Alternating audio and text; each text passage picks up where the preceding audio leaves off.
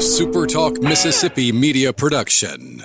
This is Gerard Gibert, and thank you for listening to MidDays here on SuperTalk Mississippi. Power your home or business with C Spire Fiber. To learn more, visit supertalk.fm/C Spire. C Spire Fiber powers SuperTalk Mississippi.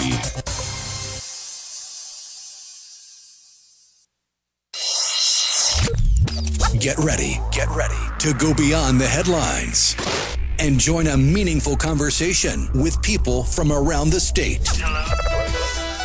You're listening to MidDays with Gerard Gibert here on SuperTalk Mississippi.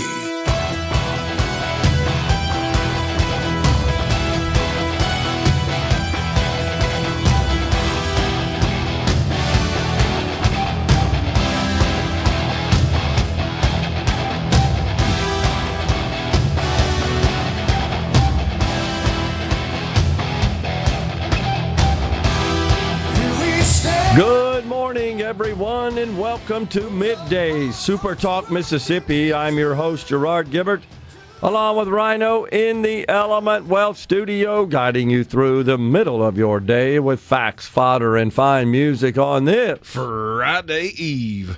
We kick off the program this morning with Jessica Corley, Vice President of Development, Palmer Home for Children. Hey, Jessica. Good morning. Thank you for having me. You bet. So start out, Jessica, just for the benefit of our audience that might not be familiar with the Palmer Home for Children. Exactly what is it? What's your mission? What services do you provide? What do you guys do? Absolutely. So Palmer Home for 130 years has been providing quality care for the most vulnerable of children who come from traumatic situations, are vulnerable, and just need our support and a safe place to call home. Right. And we're going to be up there for the annual Radiothon, July the 10th. That's an all-day affair. All the shows will be on site at the Palmer Home for Children. That's on SuperTalk Mississippi every year. And, of course, we'll set some financial targets, and we'll try to eclipse those targets. And if we at least achieve them, my partner Rhino here is going to get a new coif, and he's going to lose that beard at least for a year. He'll grow it back for next year. So we're up there on the 10th. How important is that to the Palmer Home for Children? So grateful for SuperTalk and all the SuperTalk listeners. For 13 years, this has been a largest fundraiser for us and has raised over $3 million for our ministry. So we're incredibly grateful, and it's absolutely vital for our mission. So in addition to that, we always are fascinated and so pleased to meet some of the Palmer Home families. These are their parents, right, that offer the opportunity for these children to take residence in their home sometimes and take care of them, or they're at the Palmer Home as well. These are people that just volunteer for this. Yes, in my mind, our caregivers, our house parents, they are all domestic missionaries. They, many of them live on our campus and can have up to 8 children in their home, including their own biological children. And they just show them love, normalcy, stability, provide a safe, loving family for them, and help these children grow to become the best versions of themselves as possible. Something that the CEO, Drake Bassett, talks about with regularity is that those of us out here in a situation, a typical kind of normal life, if you will, don't have to worry about where our next meal's coming from. But some of these children, before they get into the Palmer Home, that's literally a stressful part and an unknown part of their life. Exactly. It's heartbreaking, but so many kids come to us struggling with food insecurity. And, we have trauma-informed care and training for our caregivers to know how to help that child overcome that insecurity, how to know that their next meal is coming. It will be provided. Palmer Home, we will take care of them, and that's one less thing they have to worry about and can just be kids. They deserve to just be kids and not have to worry about that. And through our Whole Child Initiative, we see the whole child story, and we create a plan for each individual child to meet them at their needs, where they've been, what they've gone through, and to make sure that we have a plan in place to provide them with the skills and comfort that they need, especially with food insecurity issues. Right, and you're so right. No child should have to worry about where their next meal is coming from. I mean, that's pretty fundamental. That's a minimum. And in a country such as ours with such incredible bounty, no child should obviously be left behind in that regard. So what's the goal, Jessica? You guys run into these children that are in some difficult situations, need some help, need that nurturing, that loving upbringing and environment. What's the goal, though, as they advance through their years? First step is gaining their trust, helping them know that they are safe and cared for, and they can put their guard down, that they don't need to be in survival mode anymore. That's step one. And then we continue to walk through the Whole Child Initiative, and creating an individualized plan for each child so that they can grow and not only survive but thrive. We create education plans specific to them, health plans specific to them, so they can just be the best version of themselves and have hope for their future, where so many of them did not before.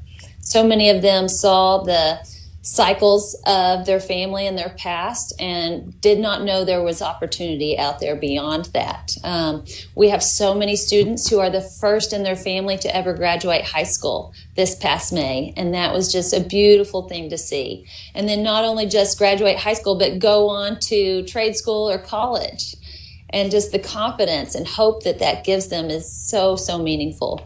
Yeah, and you've got a long track record of success, does Palmer Home for Children, in that respect, where so many of these children were taken in, just needed that comfort, that security, and that just visibility into their future, knowing that I don't have to worry about where my meal's coming from. I can focus on being a child and getting an education, and then they advance through that, go on to bigger and better things once they're done with the Palmer Home, or certainly done as far as being a child in the Palmer Home. Many of them stay in touch with you, come back.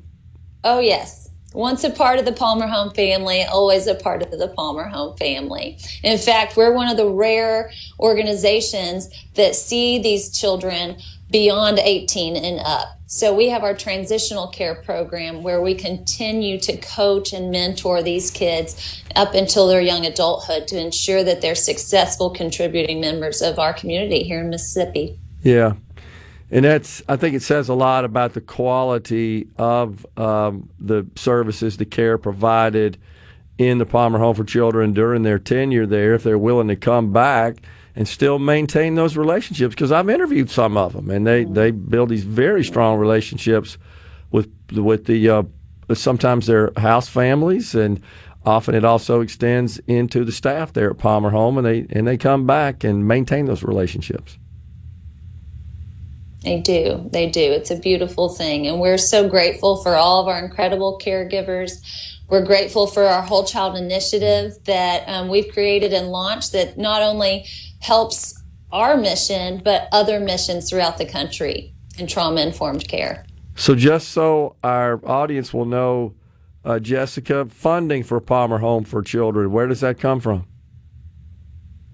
100% comes from private donations. So from your listeners, from individuals, organizations, businesses, we receive zero government funding, and that allows us to remain privately funding and independent to care for these children in a holistic, individualized manner, and to share the love of God with them at the same time.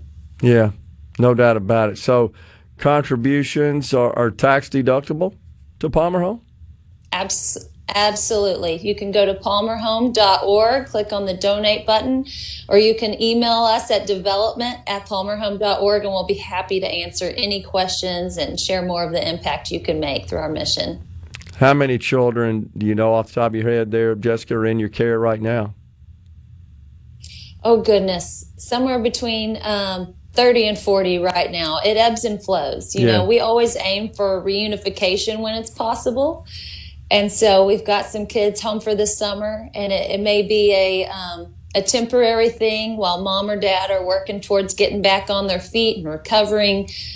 So it's constantly changing, but typically between that range. But we serve close to 300 children each year. Okay. I think it was around 268 last year. Gotcha. Because so many kids are in our care beyond our campus. Yeah, absolutely. You know, before we go, one of the things that Rhino and I always observe is lunchtime when the kids come in, often with their brothers and sisters and their house families and caregivers, and they're so polite and they're so excited, they're so enthusiastic. It's just good to see them in a thriving, happy, fun environment, which is what all kids deserve. It's big time. Absolutely. Appreciate it, Jessica. Appreciate you all so much. You bet. We'll see you there in a few weeks. Jessica Corley, Vice President of Development, Palmer Home for Children. Thanks a lot. We're coming right back in the Element Wealth studio.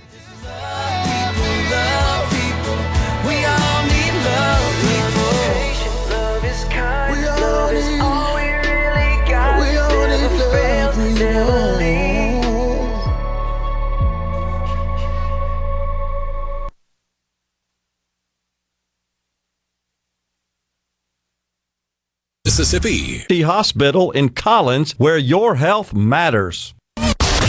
Middays with Gerard Gibert Let's do this. on SuperTalk, Mississippi. Let's do it.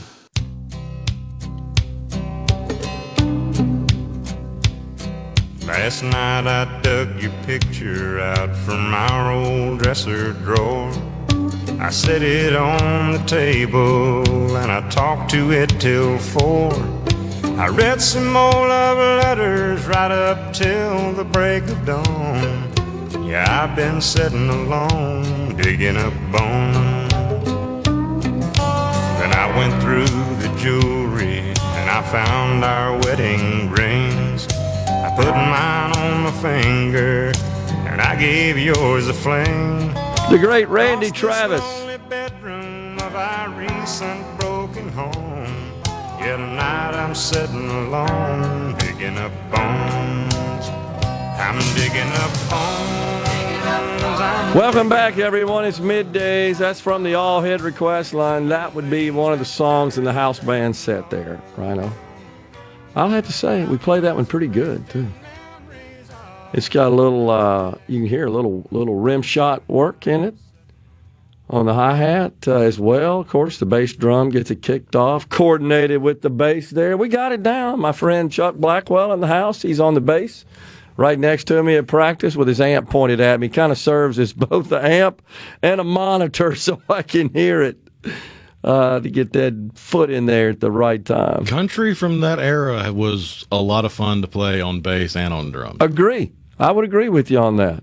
And I'll say that in our 3 practices, Chuck and I, if we've gotten tighter, you know, at first time it's like, oh boy, we're not very good.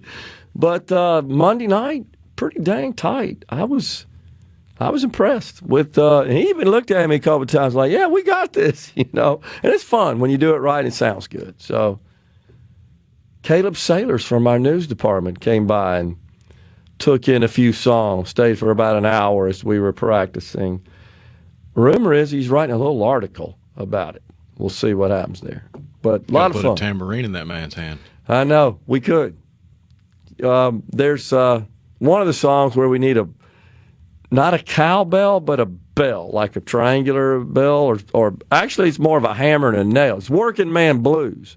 You can hear triangle, yeah. Yeah, it's triangle, I think. It's emulating like a hammer on a nail, Yeah. you know. You got to know where to hit the triangle and how far up on the little wand to strike it as well to get the right sound, you know. So, going to be fun, though. Looking forward to it, for sure. That would be on July 31st. Just so you'll know, that's when we're going to be playing right after the speeches there at Founders Square.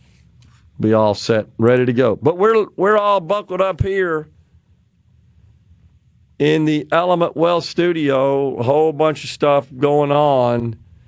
The president none too happy with leaking, apparently, coming from the Pentagon and the left-wing media sources that seem to be celebrating that the attacks on Iran were unsuccessful. Only set them back a few months, they say. Well, that was the initial reporting. The updated reporting is that, all the targets were hit. The fissionable material was there. It has either been destroyed or severely hampered their ability to use it. Well, almost like the initial assessment that got leaked was just that, an initial assessment and not a full assessment. Correct.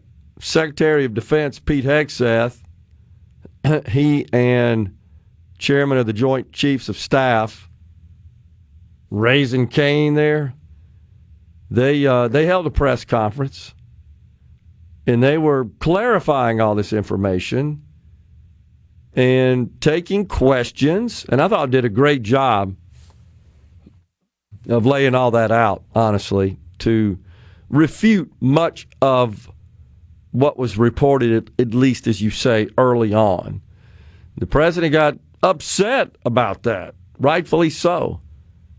And I believe what Hegseth said yesterday, the Secretary of Defense, that, our intelligence shows like it's just dark underneath. There's nothing where all these operations were, where the material was, where the people working on production of or enriching uranium.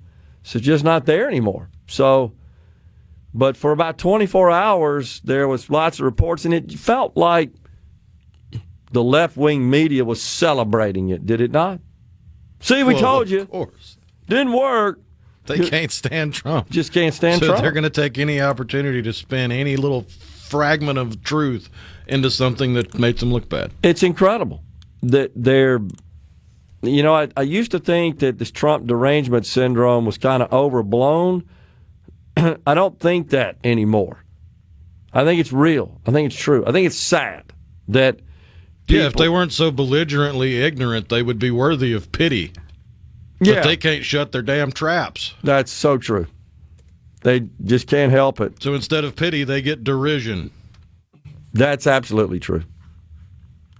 So the other big news, other than that, which I feel like is kind of in the rearview mirror now, it just feels like that all the explanations, all of the commentary from the Secretary of Defense and the Chairman of the Joint Chiefs of Staff, I think validates that the mission was accomplished, done deal, and that, in fact, Iran's nuclear ambitions have been tabled for quite some time.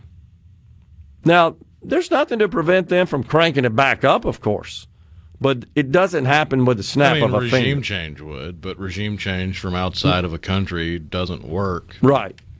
You have to foment the regime change within a country, and you have to embolden the people of the country enough to believe they can take over. So in the meantime, you've probably seen that, and maybe you hadn't, that the Iranian parliament had quite the show on back to their death to Israel, death to America chants. On the floor there. On the floor in the whatever building it is that they meet in Iran, their government, chanting, again, you're right, death to America. And I just saw a little clip on the television in the studio where they're all standing and gathered up in the front area, the space between the seats and the podium, the big television and so forth that's in the front of the room. And they are up there chanting, death to America. And this is after they voted to halt the International Nuclear Agency, I can't remember the actual name of the organization, that inspects it's part of an agreement among countries with nuclear capability And they voted to reject that. You saw that, right? No, we're not going to let you in. We're not going to let you inspect what's going on. Because they don't really want nuclear energy. They want nuclear weapons. So true. Because nuclear energy does not require the same level of enrichment that nuclear weapons do. And I was a little shocked at that. I mean, it's not even close. There's a major gap, right, between what's required in terms of enrichment for nuclear power versus a nuclear bomb. It's But not, much like the internet was able to assist me in learning the bare basics about nuclear fission and how nuclear weapons work. I can't construct one, but I understand the principles enough to be able to discuss it. Yeah. That same internet allows for the dissemination of some truly asinine theories, like there's one going around that's getting more steam because of all the talk about nukes, that nuclear weapons aren't real. Oh, my gosh. Yeah.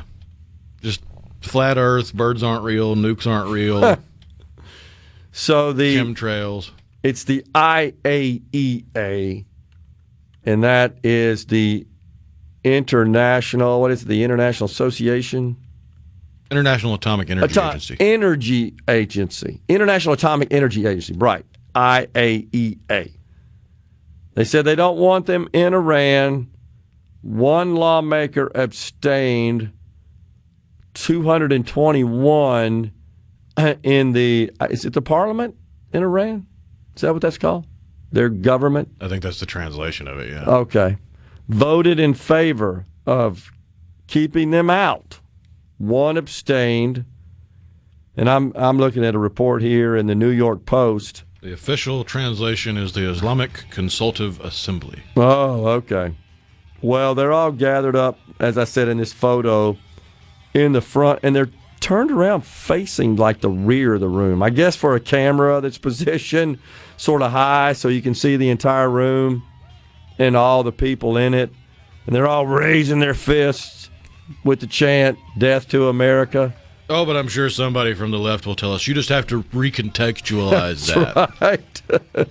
Yeah, did you see, was it AOC? Somebody was interviewed and said, oh, yeah, but after they do that, they say, we really like you Americans. Like somebody was in the country. That was a reporter from CNN, so you know they're full of it. That's what it was. It was like in a bar or something where the "Death to America" chant broke out. Yeah, but then we said, we're from America, and they were nice to us. We're coming right back in the Element Wealth studio.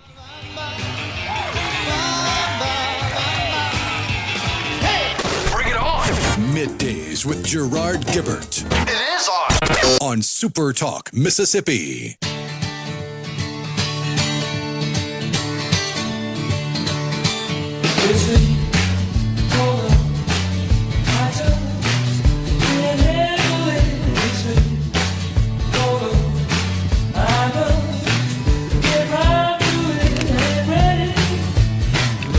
Welcome back, everyone. It's Middays from the Element Wealth studio.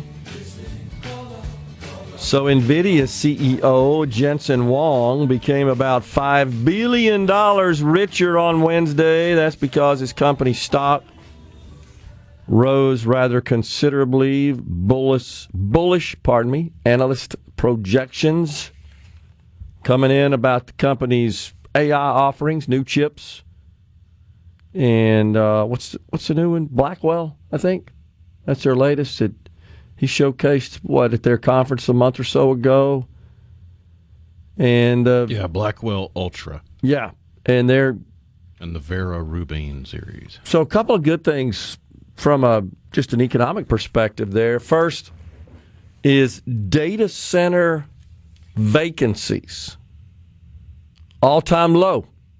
Folks are piling infrastructure, network, storage, compute infrastructure into these hardened facilities, purpose-built to host software and data.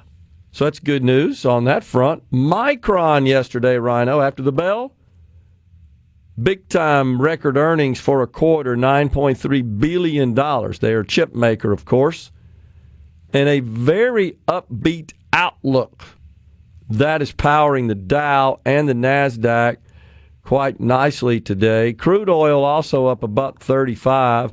$66 a barrel.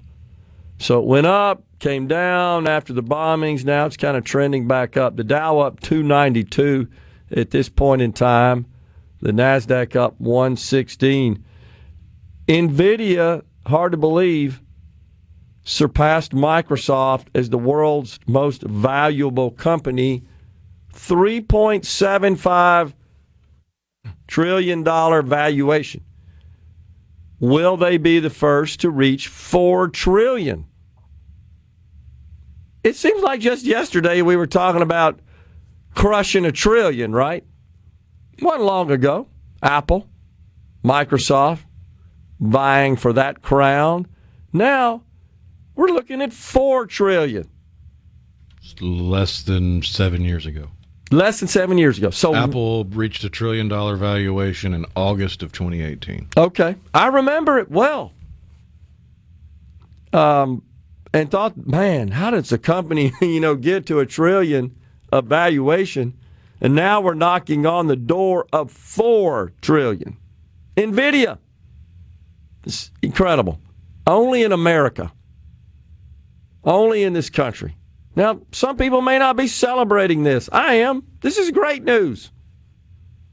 There are a lot of people, as you know, Rhino, don't like wealth creation, especially if the government don't have his fingers in it. And they want their fingers in everything, many do.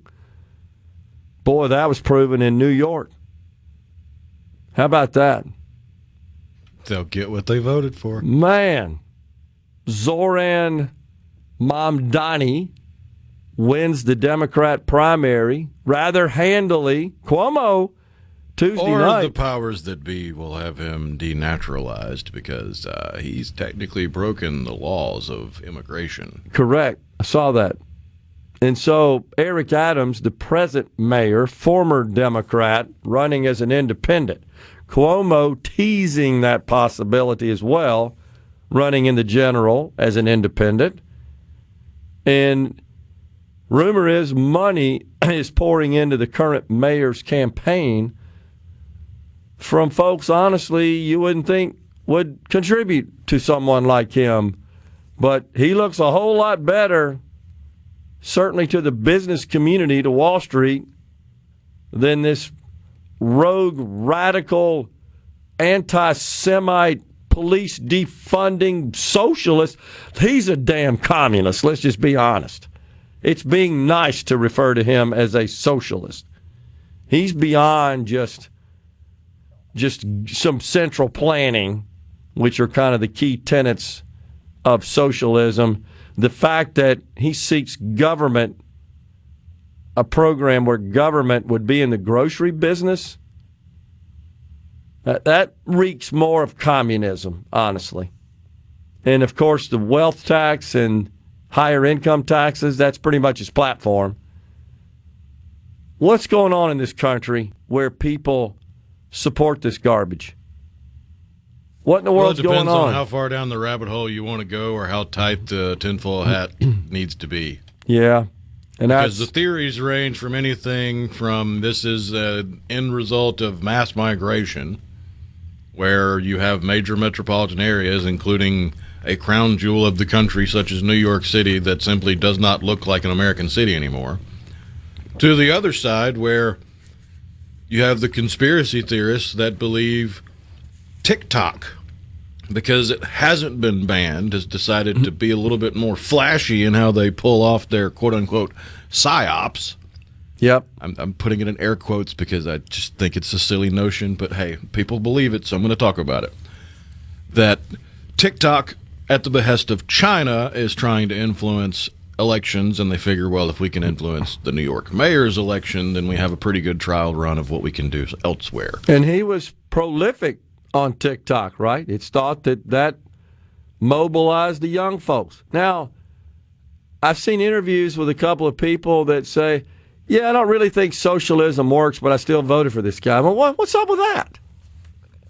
Incredible. This is a Twitter post from the nominee, Mamdani, not from too long ago. We don't need an investigation to know that the New York Police Department is racist anti-queer and a major threat to public safety. What we need to do is hashtag defund the NYPD. So the New York Police Department is a threat to public safety. Wrap your head around that one. You can't. So I also saw some photos. Unless you're constantly surrounded by crazy people and those that are constantly breaking the law, then I guess that would be a threat to you. Yeah, potentially. But if you don't clean that up, the consequences are much, much more dire, obviously. So, we've talked about the stark contrast between Iran during the 70s and today, where Iran, you go look at any images of Tehran, for example, look like a typical American city until the fall of the Shah and the ushering in of radical Islamist regime. Is this the fate of New York City?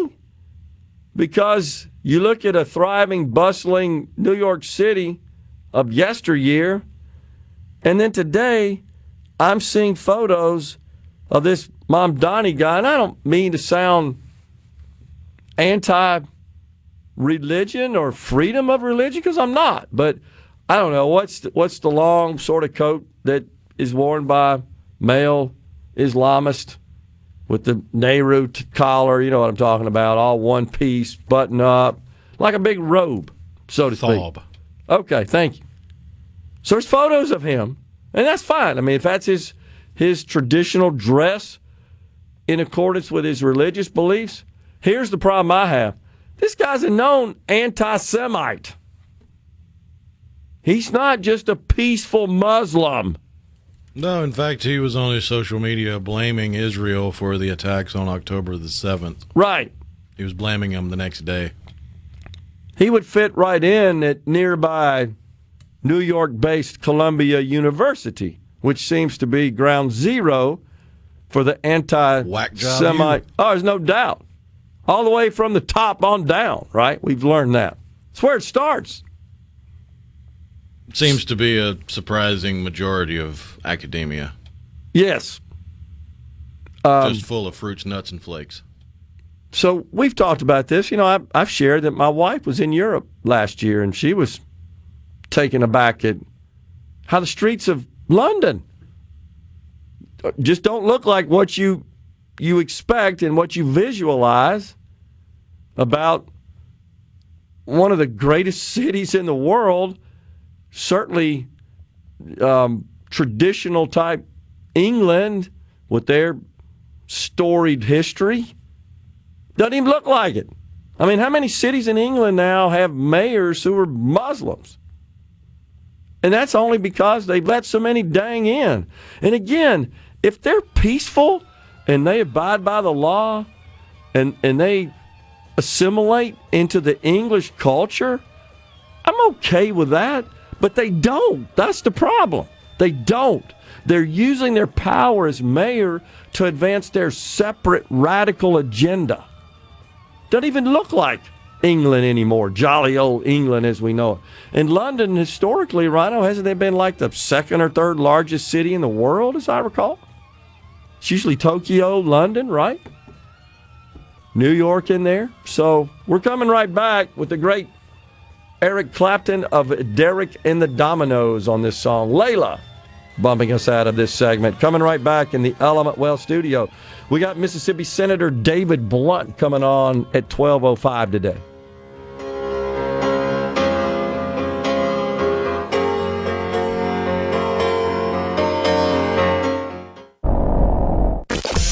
Are we going to do this? Middays with Gerard Gibert Keep rolling. 3, 2, 1. on SuperTalk, Mississippi.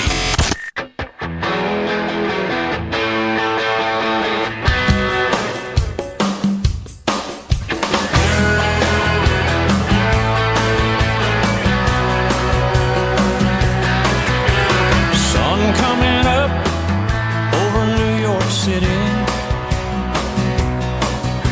School bus driver in traffic jam. That's Little Brooks and Dunn. Staring at the faces in a rearview mirror.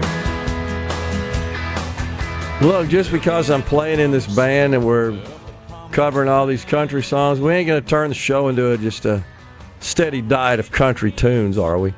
No, that was just in reference to You Said Only in America. We were talking about That's New true. York City. You're they right. mentioned New York City. You're right. And that was released in 2001, so it's about 25 years old, and there's a stark difference in what you thought of New York City in 2001 versus today. You know, is that not something else that should be considered here, that never forget, and how New Yorkers came together, and of course that sparked a understandable lack of trust of Islamists and radical Islamists. And look, it's human nature. You're going to profile people, stereotype. I remember people looking over their shoulder in the airports. Man, that looks like a shaky character, right? And that's unfortunate, but it's also true that the peace-loving Muslims would speak up, right? And many would actually try to dance around the conversation or subversively find a way to agree with what was done.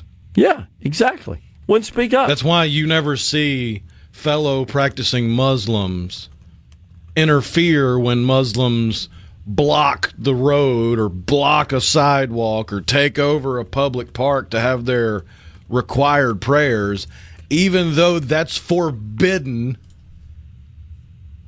Right. But they don't seem to want to confront the bad element in their, I guess you could call it a religion. It's more like a dang cult, honestly. When you thrive on jihad and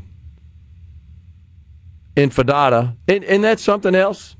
Did I pronounce that right? Did I miss something there? Isn't that what? I've never bothered to learn the correct pronunciation because it's a word that I don't have to know. A cult, but I'm pretty sure that this Zoran Mamdani he's supports popularized that, that. right? Or not popularized, he has espoused that viewpoint to globalize it. And I'm pretty sure... Which is another one of those things where they're basically telling you they want you dead, they want your stuff, they want you to go away. But the left and the losers that think like the left will tell you it's out of context. You just need to think of it in the context of their culture and what they really mean.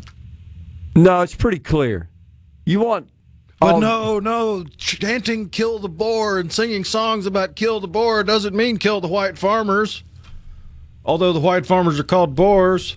Death to America, death to America. Oh, wait, no, that doesn't really mean death to America, except it does. I think it's intifada, if I'm not mistaken. I don't know. That sounds right. I think that's right. But the bottom line is, these people want all Jews gone from the planet. They want all their wealth, then they want to kill them all. Well, they've adopted that. That's the movement. That foreign word, because their original chant of "from the river to the sea" was indefensible. Now you just have this boogeyman word that nobody has to worry about. Oh, you just don't understand the translation. Bull. Yeah. No, it's pretty clear. Quit hiding behind that crap. So, former Secretary of the Treasury under Bill Clinton, Larry Summers, he posted a long tweet yesterday. I am profoundly alarmed about the culture of the DNC and the country by yesterday's New York City anointment of a candidate who failed to disavow, here we go, globalize the Intifada slogan and advocated trustkeite policies. In other words, communism. Economic policies, he says. I fear it is evidence that our party, he being a Democrat, of course, is following the most problematic aspects of Britain's Labour Party. It didn't work there, and it won't work here. How about that? And he goes on to condemn Harvard and higher ed. I mean, shoot, he sounds like he could sit in our chairs, honestly. Now, this is a long time, more traditional Democrat, served under Bill Clinton, wasn't that bad of a Treasury Secretary, honestly. And when you hear him talk about economic policies, he's more aligned with us. He's blasted the deficits and debt, said we spend too much money. He's pretty reasonable, honestly. But this is from a bygone era. This is not your current Democrat Party that we're facing today, the nutcases in it. No, this is the Democrat Party of the squad. So true. So he says, I hope that the candidate who showed great ability to learn and adapt during his campaign will continue to evolve in ways that provide much-needed reassurance to people committed to a free-from-prejudice market economy. How about that? We're taking a break for Fox News and SuperTalk News. Coming right back.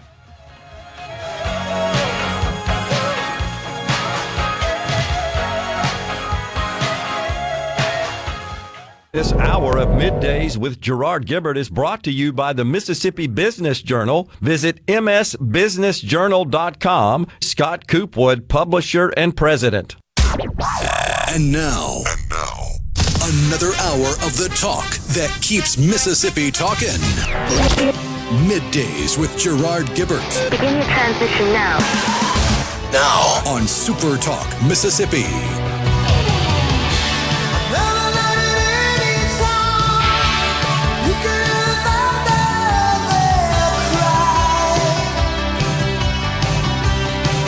Welcome back, everyone. It's Middays from the Element Wealth Studio, hour 2 of the program on this Friday Eve.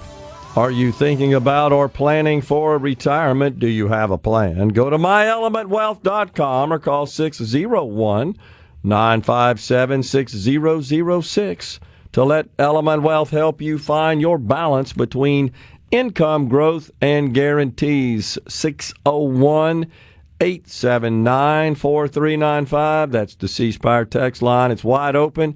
We got some texts. Going to get to them here in a second. The Dow up a little more than it was since we last reported, now at 314. The NASDAQ also trending upward at 146. Micron with blowout earnings and revenue yesterday. NVIDIA as well with rosy outlooks. That's really what's powering those issues in the technology sector. Microsoft and NVIDIA vying to be, at this point, in a horse race to be the first company to achieve $4 trillion market cap. It's mind-boggling. Here's kind of an interesting piece of information, Rhino, and that is last year we created in this country more millionaires, I should say, per day than in our history. More millionaires per day. This is good news. This is honestly just mind-boggling to think about. And I say that, once again, this is a testament to the incredible opportunity. By the way, it was 1,000 millionaires per day on average. And I'll say it again, only in this country is that possible, provided the government stays the hell out of the way. And what we have going on in America's largest city are a bunch of people that voted for this radical Islamists, Jew-hating, jihad-supporting, I would argue, anti-American. He won't say that, of course. 33-year-old former New York assemblyman who wants to transform the financial capital of the world into a wasteland of socialism. It's capitalism that allowed 1,000 people per day in this country to become millionaires. By the way, no surprise, that exceeds all the other nations by a lot. Yeah. Not even close. Why do people such as what we witnessed Tuesday in New York want to kill the golden cow here? I don't get it. China, by the way, in terms of U.S. dollars, added 380 per day. And I would submit most of those were at the choosing of the CCP. Had something to do with it. But what's the population of China compared to this country? 6 times more? Something like that? Yeah, close to it. So, no surprise that it's the U.S. that added more per day than any other. 4.2 times. They have 1.4 billion. We got 330 million. Okay, I said 6. Still, though, 4.2. So we created nearly 3. I was thinking they were at 1.8. That's what I was thinking, yeah. India's 1.438. They're the most populous country in the world. China right behind them at 1.41 billion. So 380 per day and a population of 4. 1.4 billion. Yeah, 1.5 or so. And in this country, we have 340 million. 330. Yeah, and a 1,000 per day. So not even close. So we do 3 times as many with 1/5 the population. And I'm not going to say it accounts for even a sizable portion of that millionaire stack, but just look at how entertainment has changed in just a generation or two with the platforms like YouTube and their popularity, where any niche topic or concept you can think of, there is someone making $1 million talking about it. Yeah. Or if they're not making $1 million, they're making a living talking about it. You probably got to get into some of the more popular topics and concepts before they start making $1 million, but they're making a living literally entertaining a niche group, a niche audience, and that is a freedom of choice provided by capitalism. Totally true. So Wall Street's on edge about this.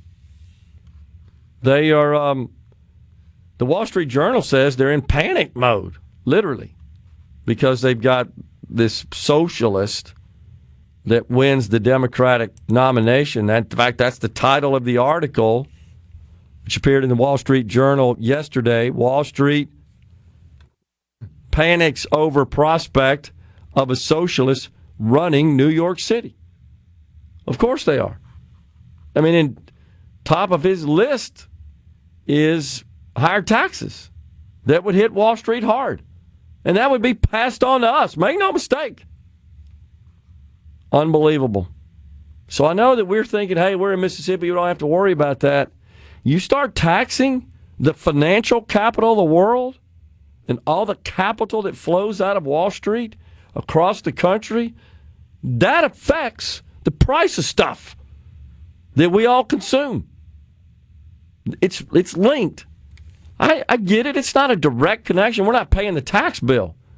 But if they're going to tax the people providing and the entities providing the capital that is used to produce the goods and services we consume, what do you always say? That requires a little thought to get this connection. Yeah. You think they're getting this? Probably not, right? They're not getting this. They could never understand that connection, that simple explanation I just gave. That's simple. It's a simple explanation. Because they don't even understand how the cost of capital figures in to the price of goods and services. Oh, no. All these companies just start out with a bunch of money in the bank that costs nothing. And they don't need to make a profit at it. It's so maddening, honestly. But he wants to tax them. And that will guarantee you find its way into our cost of living. It's misguided. It's absolutely terrible. And, of course, he wants rent controls and free buses and defunding the police and all sorts of LGBTQ facilities and services, all funded by the taxpayer. All kind of stuff. So Wall Street's worrying. They're climbing the wall of worry. And it's being reported by the Wall Street Journal that the leaders in the financial community are organizing an effort to fight back against this possibility, which might include making some campaign donations to the current mayor, Eric Adams, who's certainly no conservative, but he's orders of magnitude better than this guy. Just, it's disturbing. Closer to home, an execution last evening occurred. Richard Jordan at Parchman. That process began at 6 p.m. I think he was officially announced deceased. Did I see that right, Rhino? 6:16? Sounds right. 6:11, no chest movement was visible. So that this guy, Jordan, this murderer, had been in prison for 49 years, I think. So we're paying the tab of this guy on death row. Numerous appeals, and we certainly could debate the merits and drawbacks and concerns with capital punishment. Not going to do that today. Yes, 6:16, he was pronounced dead. And he had his last meal, chicken tenders, I believe, is what he requested. And I think a strawberry shake or something like that. I just find that sort of fascinating. What does one think about when they know they're facing their last meal? And this was not a young man. Of course, he's been on death row for 48 years. He was sentenced to death in 1977, for the 1976 kidnapping and murder of Edwina Martyr. That was a Gulfport Bank executive's wife. And the family made some comments as well about this situation with the execution. We're stepping aside for a break, coming right back in the Element Well studio.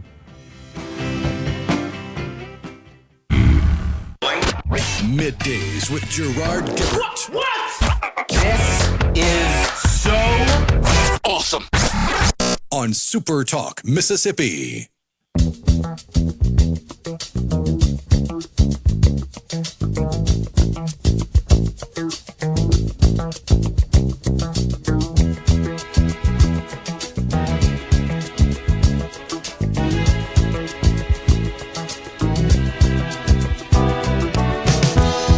When I wake up in the morning, love, and the sunlight hurts my eyes, and something without warning, love, bears heavy on my mind.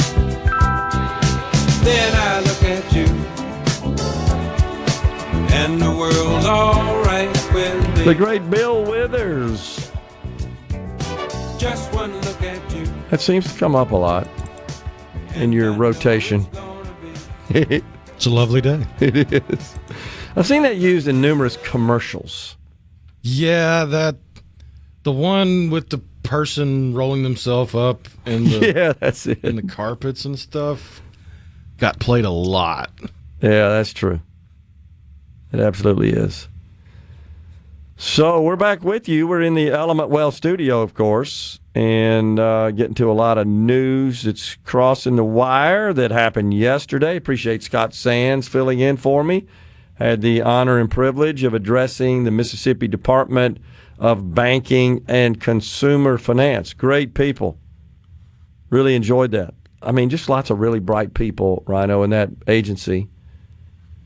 Good management team as well. Appreciate them having me in. So we've got some news to pass on to you.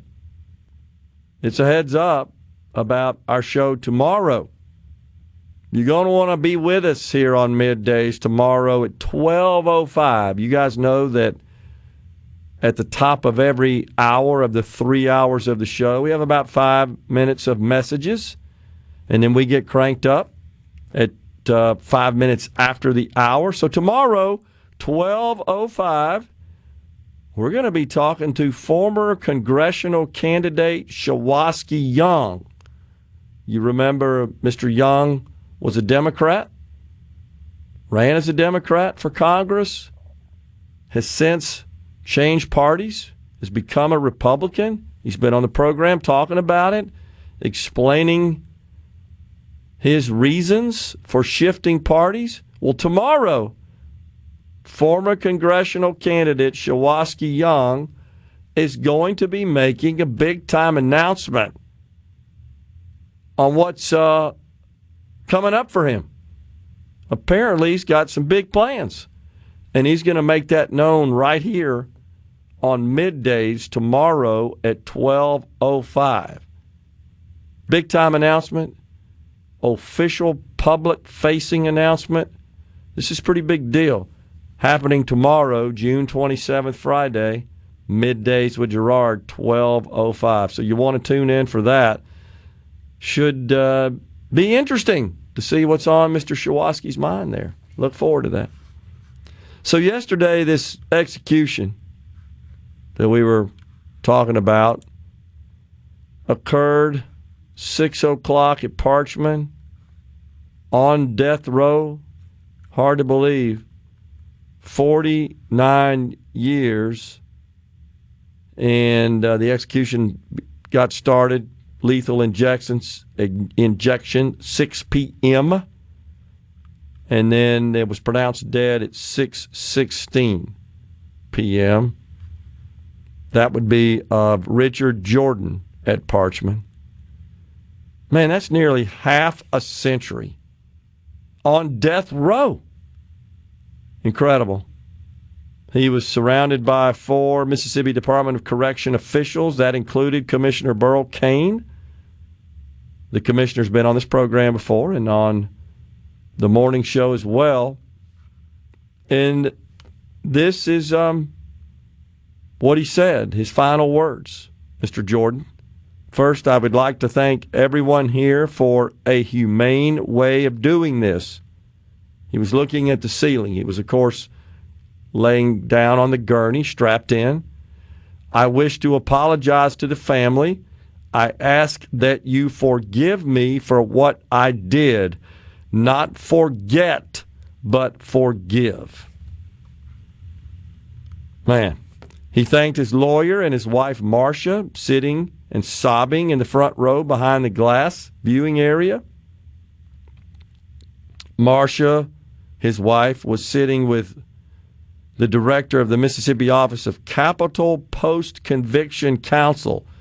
I'll have to say I didn't know such existed. I love you, Jordan said. See you on the other side. All of you, thank you. So, some 8 minutes, the observation room there was silent. His breathing, it was noticed, had slowed.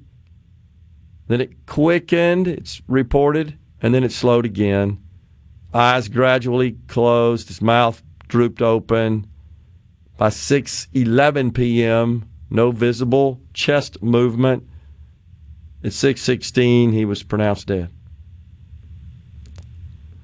So, District Judge Henry Wingate ruled last week that if Jordan remains conscious 4 minutes after receiving the first drug, which is a sedative, the state must terminate the execution. That didn't happen. So that's it. In my professional opinion, this person, is unconscious, said a man who then entered the room, whose, I don't think identity's been revealed, Rhino, who entered the room to make that determination. So that's it. Man. They said he was talkative. He appeared to be in a good mood ahead of the execution. He wanted and received his last meal, chicken tenders, fries, strawberry ice cream, that's what it was, and a root beer float. And that was accommodated. This guy's a cold-blooded killer. He took another human life. I'm not sure I ever heard about the case, Rhino, any motivation, if there was one, for the killing? He sought a ransom, I believe, even though he knew that she was dead. Okay, I see. Yeah, that doesn't work It out. was $25,000 ransom. So he took this person's life for $25,000 for the request of $25,000. Unbelievable. So, Mississippi, one of the states that still does carry out capital punishment in this regard, death penalty, gone. Richard Jordan. It's got a lot of news, got national news as well. All right. Something on the artificial intelligence front.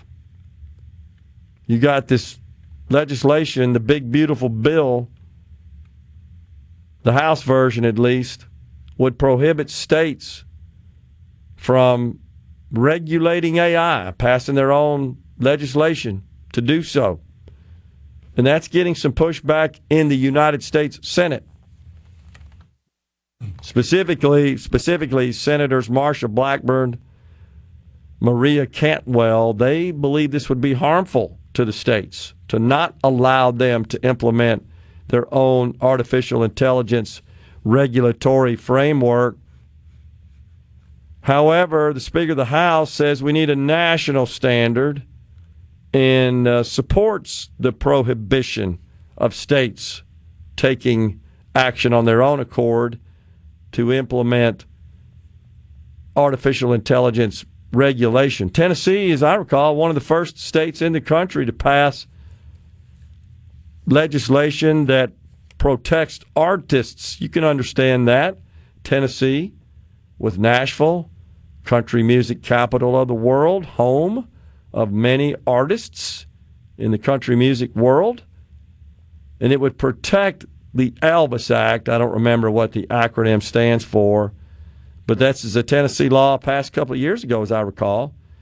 Ensuring likeness, voice, and image security. There you go. And so it protects the artist. It bans any sort of unauthorized use of AI to replicate the likeness, including their voice or any other unique qualities of their or performing. Yeah, it's to talent. protect artists from the unauthorized commercial exploitation of their voice and likeness by generative AI. Okay.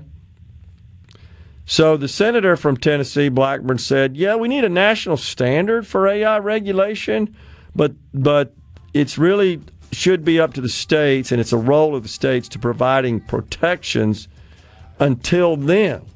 So she's not for passing a bill, that's what she's saying, today that would prohibit it, rely on the federal government to come up with a framework, a nationwide framework. She fears, I do too, that could be a protracted process, require a lot of time.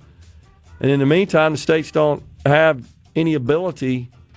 This is interesting because I think I shared, I'm on the AI regulatory task force that was formed this past legislative session. I believe 8 of us are on that task force, and that's our mission. Our charge is to, in fact, create state-level law to regulate AI. We're coming right back in the Element Well studio.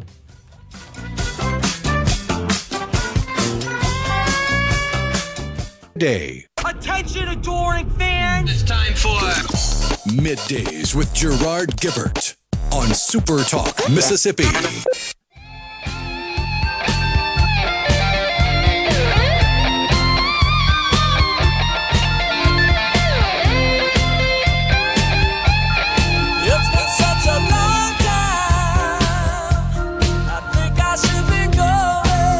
From the original 1976 album there.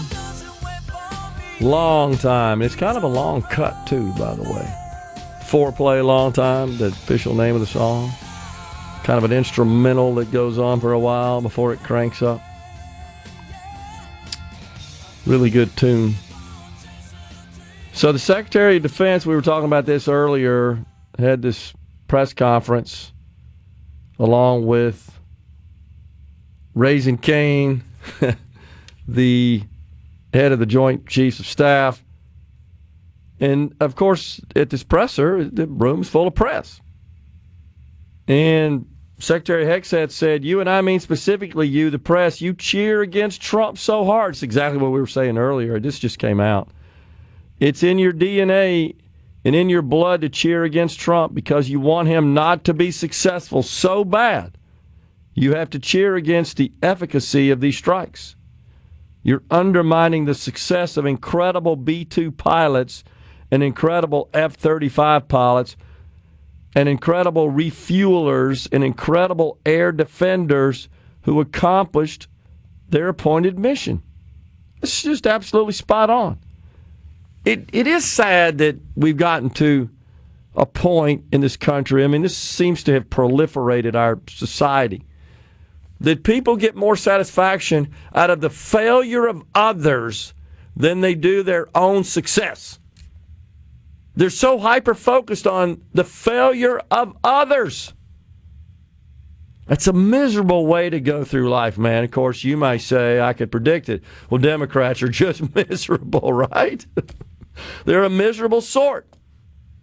Case in point is when one of the reporters asked the Secretary of Defense, well, why did you only mention the boys when you were talking about the pilots? Why didn't you mention the female pilots? Oh, my gosh.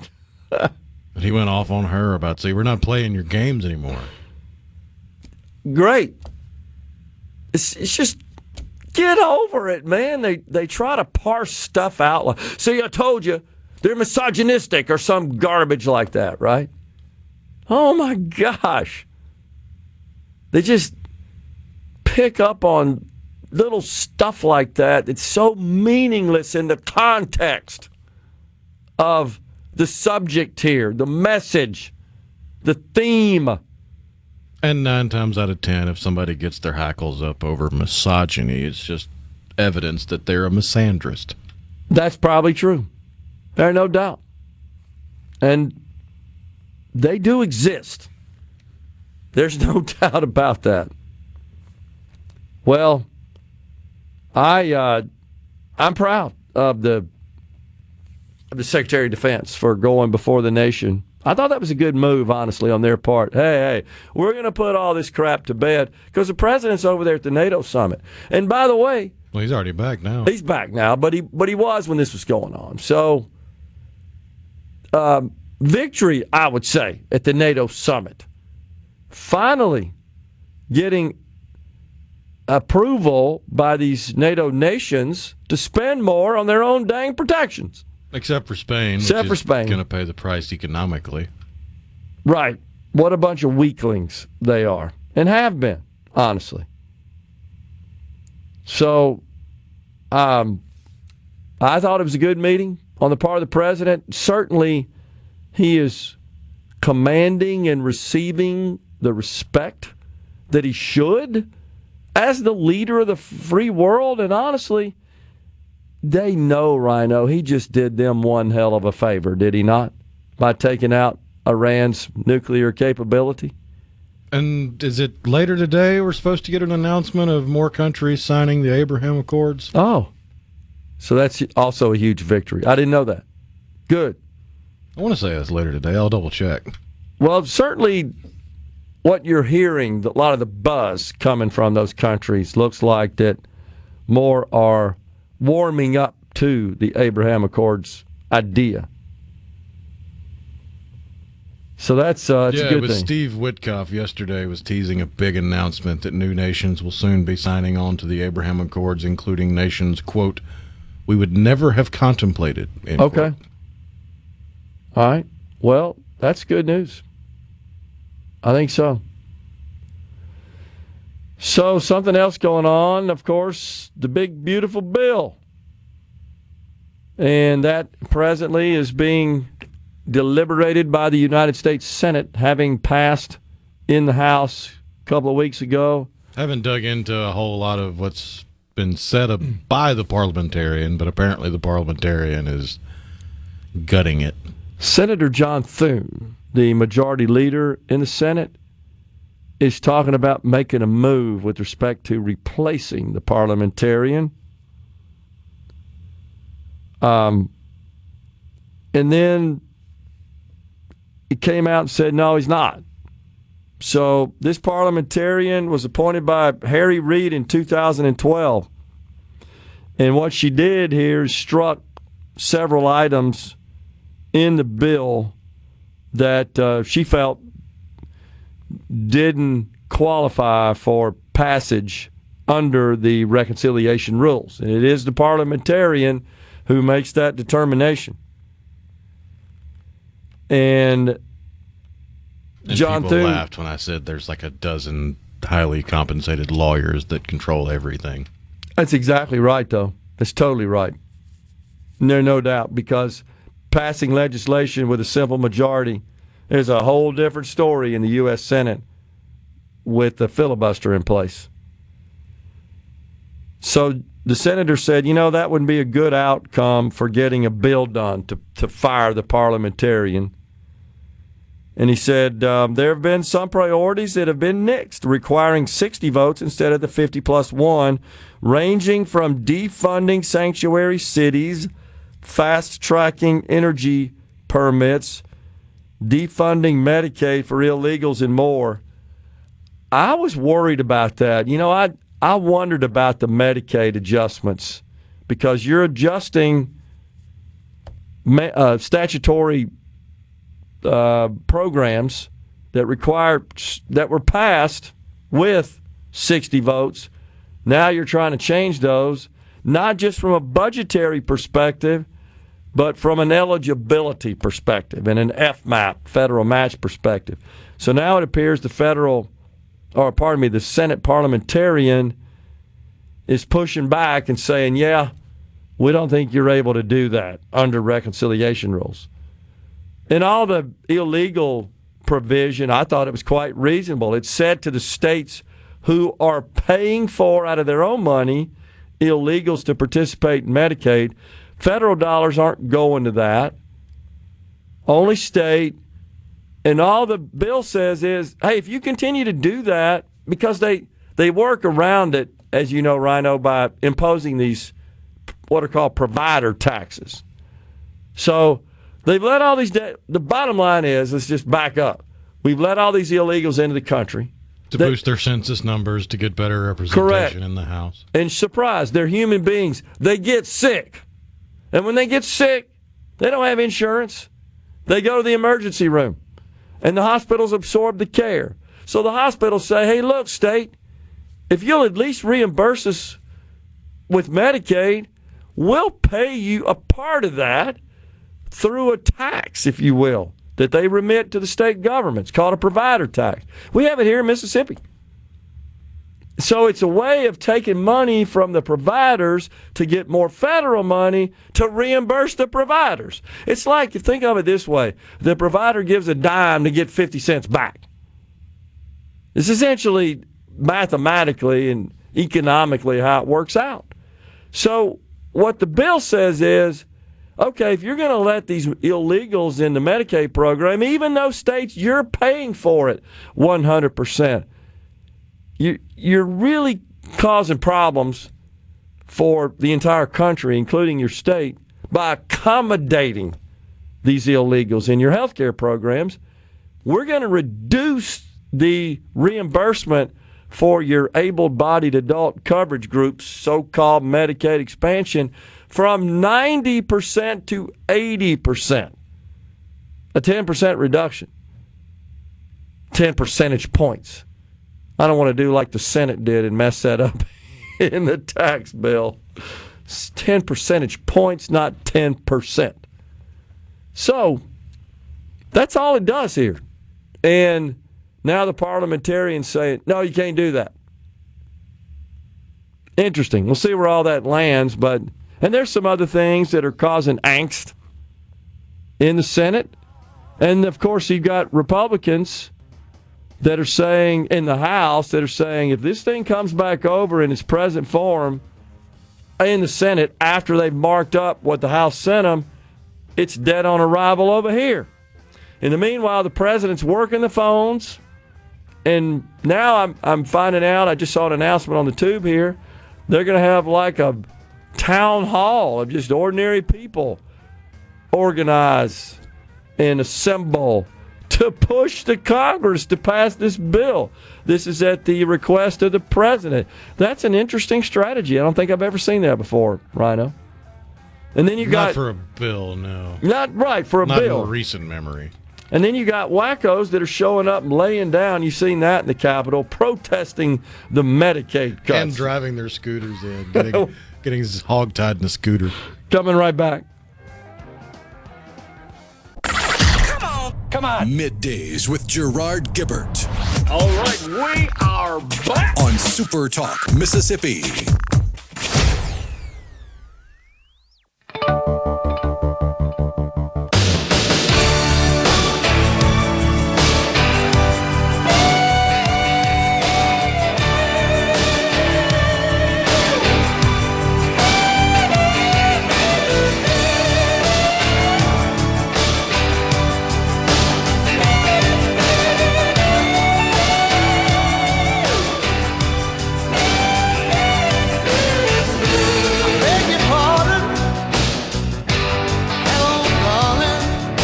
Welcome back, everyone. It's Middays. We appreciate you joining us today. This just in, NVIDIA at an all-time high, up $1.14 and change today, trading at $155.45. So congratulations to the graphics processing unit chip maker.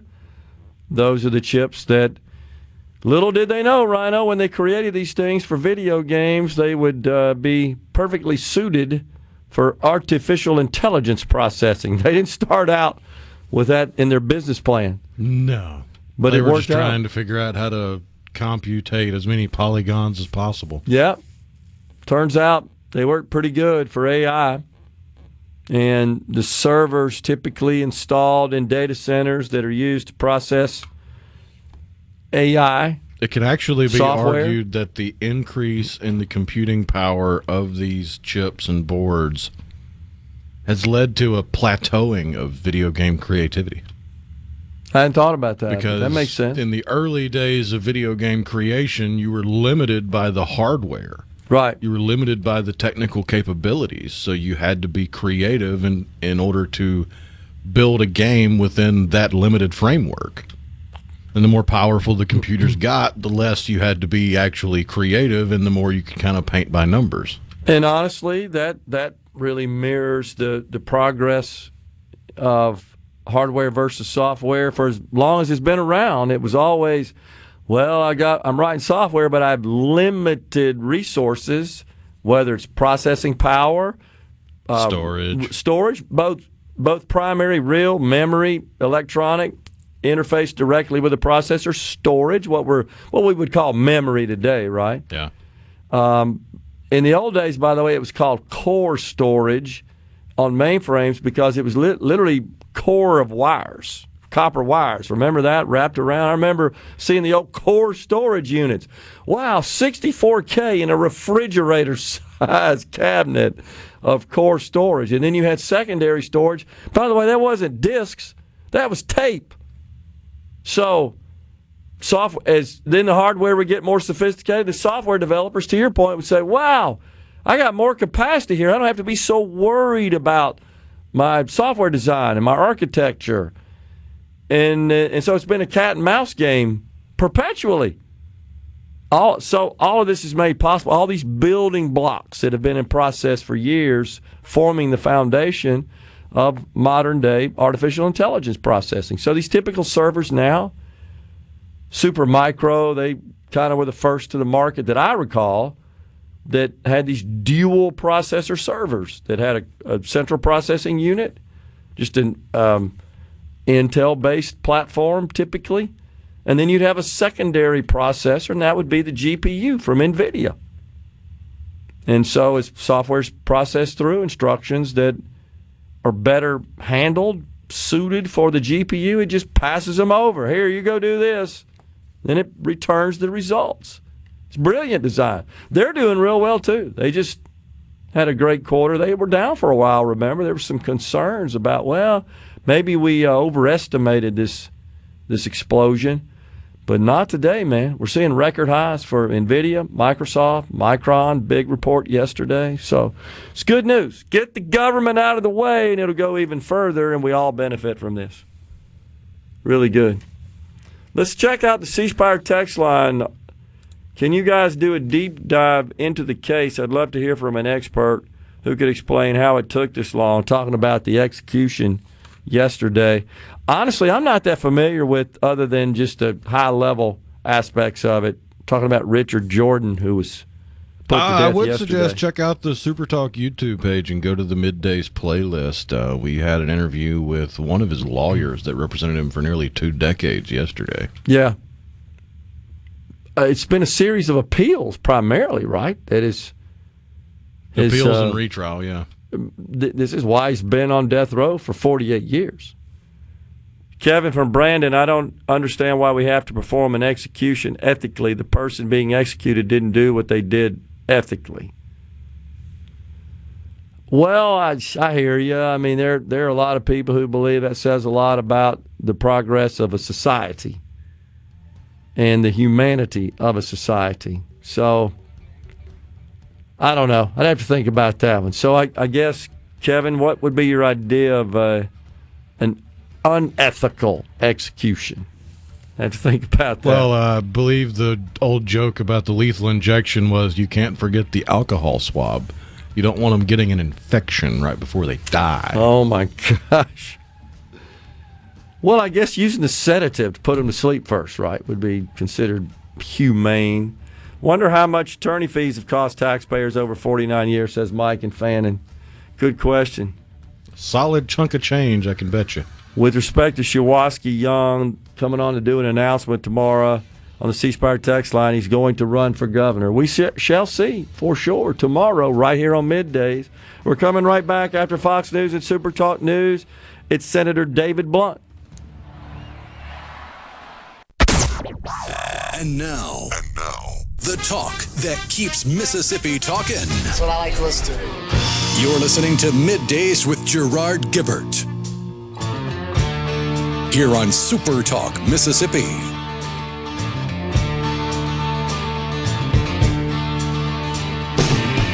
Winter is here again, oh Lord. Haven't been home in a year, oh Lord. I hope she holds on with Welcome back, everyone. It's hour 3 of Middays. We are coming at you live from the Element Wealth Studio on this Friday Eve. It's our pleasure to welcome now Senator David Blount. He represents District 29, serves as the chairman of the Senate Gaming Cmte, vice chair of Senate Education Committee. Senator, good afternoon. Thanks for joining us, sir. Good afternoon. Good to be with you. You bet. So we wanted to get you on just to get your thoughts about the current state of the Democrat Party. Let's talk about first in the state of Mississippi. How do you feel about it? Well, it's pretty low right now. We have the numbers in the legislature where I work are supermajority Republican in the House and the Senate. Obviously, all 8 statewide elected officials are Republican. We had an excellent candidate who came very close to winning the governor's race a couple of years ago in Brandon Presley. We have 2 central district officials in Highway Commissioner Willie Simmons and Public Service Commissioner DeKeither Stamps. I think they're both doing a good job and have shown in a competitive district, and we don't really have a lot of competitive districts in this state, that they have some crossover appeal and are doing a good job. So we also have the opportunity to elect a couple of new legislators this year as a result of the redistricting, court-ordered redistricting. Those elections will be in August and in November. So there's the potential for some pickups there. But our main focus in a red state like Mississippi, I would say, is to elect candidates when we can, but also to build bipartisan coalitions when we can on issues that are where there is difference of opinion within the Republican Party, and sometimes we can find issues where we do agree with Republicans and try to get to a majority that way, since we are in the minority. Well, I think it's fair to say the marquee legislation that came out of the 2025 session was something that has been a high priority for the Governor Tate Reeves, and that is elimination of the income tax. It's a phased-in process over many years. HB1 came out of the House, went to the Senate, of course, as you know. What do you think about that legislation? I think it's the worst piece of legislation that has been considered in the 18 years I've been in the legislature. I think that, and you and I have talked about this, right. I think that everybody knows that our economy since COVID has been propped up with COVID money first and then a lot of federal spending during the Biden administration, and all that's going away. And you're beginning to see revenue slow a little bit in Mississippi right now, and there's never been more uncertainty regarding federal programs than we have right now. Money that goes to the Department of Health. We don't know what's going to happen with Medicaid in Mississippi. I believe the bill that the Republicans passed in the U.S. House is targeting what's commonly known as the bed tax to fund the Medicaid program. Mississippi does that. That's hundreds of millions of dollars. Mississippi gets about $600 million a year for the Department of Education here in Mississippi. No one knows what's going to happen with federal spending going forward. Everybody knows that all the spending that has happened the past 5 years is going away. And it's, to me, reckless to eliminate the income tax, which is about a third, about $2 billion of the state's general fund budget, when you have all the uncertainty that we're facing right now. And that's not even to mention the other aspect of that bill, which is the retirement system. But just focusing on the income tax, I think it's reckless, and we're going to find out in a few years when the federal programs are changed what happens long term with the state, because we have to balance the budget. Washington is considering dramatically increasing federal debt. Don't even pretend that the bill adds up, and it's just they're going to increase spending, they're going to cut taxes, and that's how they work in Washington, but that's not how we work in Mississippi. Gotcha. So do you anticipate, Senator, that as a result of this bill that would phase out the income tax in Mississippi, do you believe that's going to cause a budgetary problem for the state here in the near term? And when do you think that will occur? Yes, I do. I think it will occur in the next few years, and I would ask any member of the legislature who voted to phase out, and I think there's a lot of confusion about exactly how that phase out will work. But if we do indeed phase out the income tax, which again is about 1/3 of the general fund budget of the state, I would ask anybody who voted for it to identify what programs they're going to cut, because that's how it works. Look, if you want to raise spending, you need to show how you're going to raise the revenue. If you're going to cut revenue, you ought to identify the programs you're going to cut. And I haven't heard that.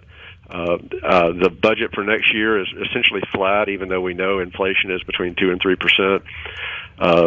The story coming out of the special session to me was the state has buildings all across the state that the state owns, the state capitol, all the office buildings in downtown Jackson, but of course hundreds and hundreds of buildings on 8 public universities and 15 community colleges, and the state dedicated zero money to the maintenance and repair of those buildings, and zero money for even projects that have been approved by the legislature, identified by the college board, and some of which are even in progress right now. We left that special session with no money to take care of the buildings that we own. And that's just beyond reckless. You would never do that with a building that you owned or your own house. And that is effectively a cut, because if you're a university or a state agency or a community college and the HVAC goes out, or the roof has to be replaced, or the elevator goes out, or you've got a sinkhole in the driveway, you've got to pay for that. You can't. It's not conservative to not spend that money. It's not conservative to not take care of your property, and that's what we left the special session doing. So, if you begin to cut back on taking care of what you own, to me, that's not conservative. I see. So, you believe we may run up against a budgetary problem here, because as you know, the income tax this year is 4.4% on all taxable income above $10,000. It goes to 4% next year. and then it decreases by 0.25% a year over the next 4 through 2030 down to 3%. So a steady decrease. Now, the House proponents, the architect of this legislation, Representative Trey Lamar, Speaker of the House Jason White, heavily involved, they indicate that they believe that reducing the income tax will spawn more economic growth, and that will offset the loss of income tax revenue. How do you come down on that? Well, I hope they're right, but to me that's just wishful thinking, and that's not a prudent way to plan a budget. Look, there's only been one state in the history of this country that had an income tax and chose to eliminate it, and that was Alaska after they discovered the biggest oil field in all of North America. Yeah, that's the only state that had an income tax and says, well, we phase this out. We don't need this anymore, and that's the path that we're on. And, I know there are other states nearby that don't have income taxes, but they never had an income tax, and they have much higher property taxes than we do here in Mississippi, and they have other things like oil in Texas and Disney World in Florida to help finance the government. But this is a pretty much unprecedented decision that Mississippi has chosen to make, and I'm concerned long-term about what it's going to mean for the state. Okay.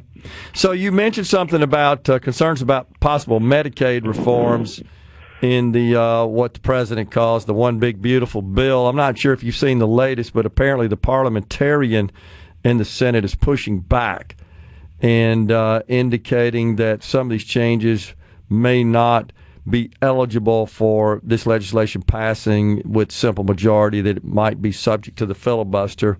Any thoughts about that? I'm not sure if you're aware. This just literally broke in the last few hours. I was not aware of that. And look, I'll be honest with you. I mean, you probably know more about what's happening in Washington than I do, and the ins and outs of that bill in Congress. I'm not up to speed on that.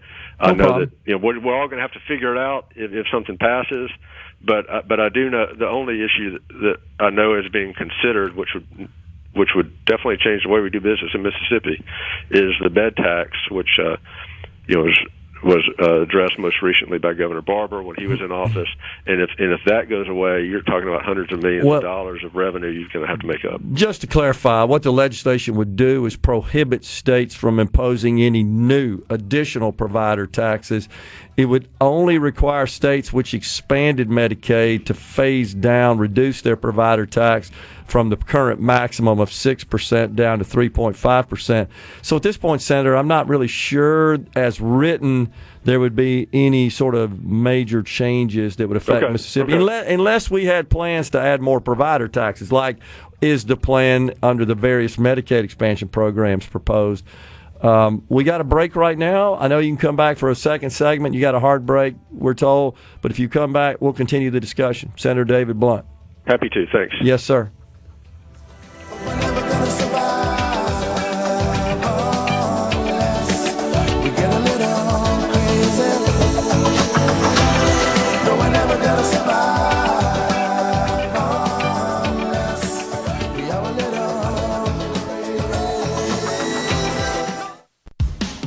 Covering the stories that matter most to Mississippians. Gerard Gibert, Middays with Gerard, SuperTalk, Mississippi. The hurt doesn't show, but the pain still grows. Some stranger to you and me. I can feel it coming in the air tonight. Oh Lord, but I've been waiting for this moment for all my life. Oh Lord. We're back with you in the Element Well studio. We're chatting with State Senator David Blount, represents District 29. Senator, so I think we're in the clear, just to clarify, and I too will tell you that I had concerns about how the provisions regarding the provider tax in the so-called Big Beautiful Bill might affect the state of Mississippi. The fact that we did not expand Medicaid, for the most part, takes that concern off the table. And then the other thing, though, Senator, it would make any future plans to expand Medicaid, I would think, more difficult in the state of Mississippi because all those proposals from the prior years always included additional provider taxes. I think you're right. I mean, look, I've been a very strong proponent of expanding Medicaid. It's been more than 10 years. 40 states have expanded Medicaid, so you've got a good many Republican states that are in that number. But just to be consistent, we don't know what's going to happen to Medicaid. We don't know what the match is going to be, how provider taxes work. There was not a big push in the legislature this year on expansion of Medicaid, as we have, and I have been very strongly pushing for it for more than a decade. But again, to make the point, we don't know what's happening, and so how this turns out, and I don't keep up with everything, as I said, it's happening in the Congress. How this turns out is going to make a big difference. Is what will happen in Mississippi. Yes. Yeah. Okay, understand that. So a question about kind of the national landscape for the Democrat Party, Senator, is you're probably aware, I'm sure, that Democrats in New York City in their primary just elected as their nominee really a self-avowed socialist. What appears to be, from his history, kind of a radical Muslim, is an anti-Semite and supports Intifada and so forth. What do you think about that happening in America's largest city? Well, I mean, I don't really keep up with the mayoral race in New York City, and I have to wonder if some of those claims that you just made about him are accurate. But I don't really know. I'll just say that whoever is nominated by the Democratic Party in the city of New York, that's up to people who live in New York, and I don't know what the issues are in New York, but I don't think that is. Well, I know that's not what we're for in Mississippi, and I also don't think that if those positions are as you describe to the states and the U.S. Senate races and the U.S. House races where we need to be competitive, they'll be decided in those places. They'll be decided by Democrats in Pennsylvania and Michigan and Georgia and all the other swing states that we all know. So I wouldn't read too much into what the Democrats in a primary election in New York City and as to how much that travels to other places across the country. Well, would you support some of the things he's proposing, such as rent control and government-owned grocery stores, something like that? I certainly wouldn't support government-owned grocery stores. I think housing prices in New York are probably a problem. Again, I don't live in New York, so I don't know. Yeah. There is a housing crisis in many places all across this state, all across this country. I don't know how the rental market works in New York. I don't think government should be in the grocery store business. Okay. But I do think government has a role in dealing with affordable housing, and how that plays out in New York City, I just don't know. Okay. Let's talk about something that's really close to home for you. That would be mobile sports betting. You and I had this conversation before. You chair the Gaming Committee. This was an issue that came before your committee. It passed in the House, did not pass in the Senate. I think this is the second cycle where we got the same outcome. Is your position still the same, Senator? At this point, yes, it is. I've been frustrated that it seems to be the only issue of importance in the House. The Senate last year passed 4 bills. One was pushed by the Republican Attorney General of the state. One was pushed by the Republican Secretary of State. One was pushed by an all-Republican gaming commission appointed by the governor. And one was pushed by every senator on the Gulf Coast, all of whom are Republicans, and that the committee and the Senate passed. So I think they're all positive. They're all bipartisan. As far as I know, there's really not serious opposition to helping collect child support, settle property disputes on the coast, crack down on illegal offshore gaming. We ought to do all these things, and if we can't agree on that one issue, and we have not been able to, we still ought to do all these other things that are positive, and the House refuses to consider anything until we expand gambling to sports betting on your phone. Okay, so if those things could be resolved to your satisfaction, could you support mobile sports betting? Well, and this is my point. Each issue should be considered on its own merits. And so it's not a trade. It's not a deal where if you pass this, I'll pass that. Each bill should be considered on its own merits, and if it's a good bill and you support it, you should pass it. And if we can't agree, we just can't agree. And as you and I have discussed, there have been basically casino operators in this state. About half of them are for it, and half of them are against it. I think you see increasing public concern about essentially being able to bet on anything all the time on your phone, with the effect that it may have on dramatically increasing gambling and problem gaming. You see, athletes being threatened. There are issues that are arising with this, and the other thing is we're really not talking about all that much money in the great scheme of things, particularly when you just eliminated $2 billion out of the state budget. We're having to balance the projected revenue against economic concerns and jobs and concerns with the expansion of essentially being able to gamble on your phone 24/7 and how that would work. So I do have concerns about it. I'm not closing the door. I'm always happy to talk about it, but I do have concerns about it, and I would just say let's pass these other bills that everybody seems to be for because they'll help. You and I have talked about school choice in the past, and the Speaker has recently announced 4 select committees. One of those is on school choice education freedom. He's also indicated that's a high priority in the 26th session. Is your position changed on that? How do you feel about so-called school choice in Mississippi? I'm still awaiting clarity on what exactly is being proposed. I represent a good portion of South Jackson, and does that mean that a student in South Jackson can choose to go to Madison Central or Northwest Rankin High School? Or does that mean that a student in South Jackson can essentially get a voucher from the state that will pay his or her tuition at a local private school? If that's what they're talking about, then I need to know that. I think, particularly on the voucher issue, I think if you give a student or a family $6,600 to pay private school tuition, and you're a free market guy, what do you think is going to happen to tuition at the local school if everybody gets a voucher from the government for $6,600? I think tuition is going to go up by $6,600.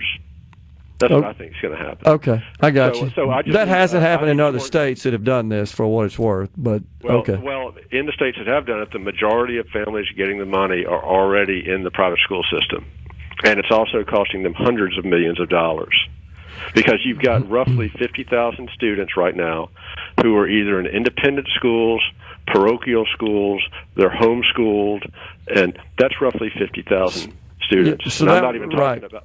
And I know you got to go, and I didn't mean to interrupt you. So, but let's go back to the first situation. That would be kind of the entry level, if you will, element of what would be categorized as school choice, allowing a kid that goes to school in South Jackson to attend, say, Madison Central and Madison. Do you support that? That was open enrollment, HB 1435. It got killed in your education committee in the Senate. That was Representative Jansen Owens' bill.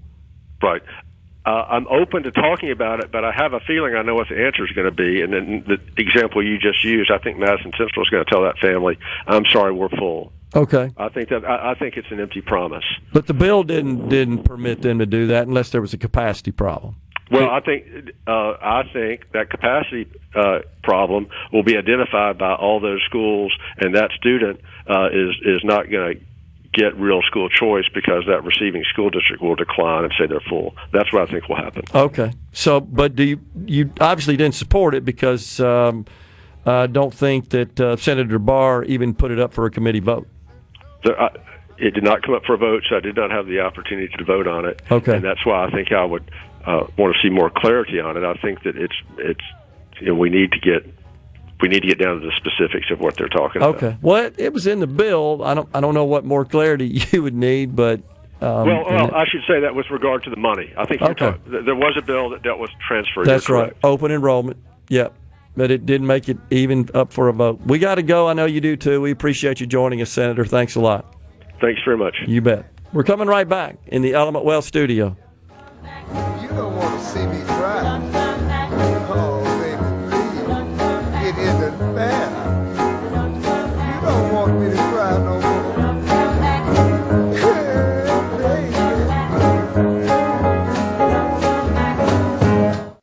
from the Siebert paint. Bring it on!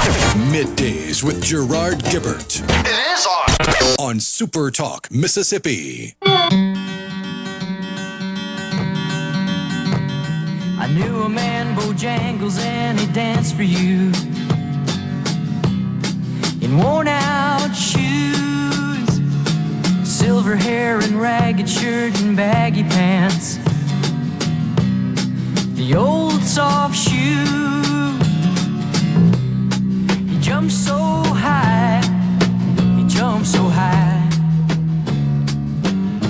and then he lightly touched down.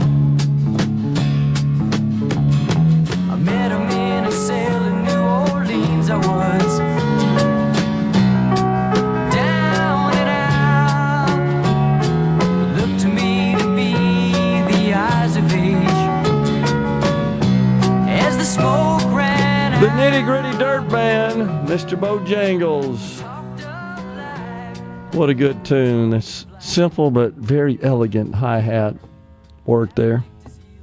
Back with you in the Element Well studio. Always appreciate Senator David Blount for coming on, even though he and I may not see eye to eye on many of these issues. I was a little disturbed, Rhino, at the end there when he talked about the school choice legislation.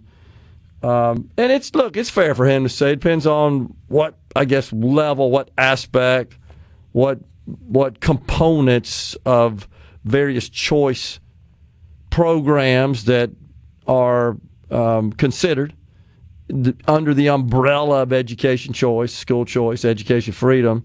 And he's right. They could range from just simple public-to-public school transfer, even restricted public-to-public school transfer, restricted to certain students in certain schools, for example, all the way up through universal school choice, which is everybody has access to the state funds associated with their student.